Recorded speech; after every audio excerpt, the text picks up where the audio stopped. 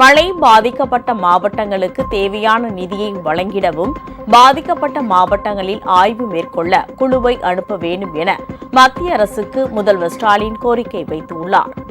பெஞ்சல் புயல் நேற்று இரவு கரையை கடந்தபோது விழுப்புரம், கடலூர், கள்ளக்குறிச்சி மாவட்டங்களில் கனமழை பெய்தது. அதிகபட்சமாக விழுப்புரம் மாவட்டம் மயிலத்தில் 51 சென்டிமீட்டர் மழை பெய்துள்ளது. மரக்காணம் சுற்றுவட்டாரத்திலும் பலத்த மழை பெய்திருப்பதால் பார்க்கும் இடமெல்லாம் வெள்ளக்காடாக காட்சியளிக்கிறது.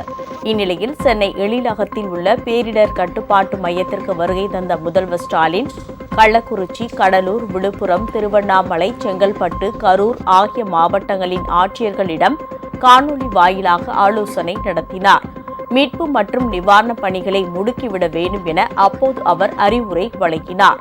கூட்டம் முடிந்த பிறகு செய்தியாளர்களிடம் பேசிய முதல்வர் மழை பாதிப்பை ஆய்வு செய்ய மத்திய அரசு குழுவை அனுப்பி வைக்க வேண்டும் என கேட்டுக் கொண்டார்.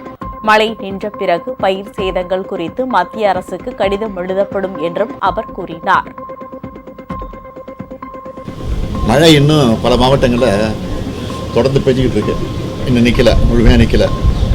எனவே ஓரளவு மழை குறைஞ்ச பின் தான் பாதிக்கப்பட்ட மக்களுக்குரிய நிவாரணம் வழங்கணும்.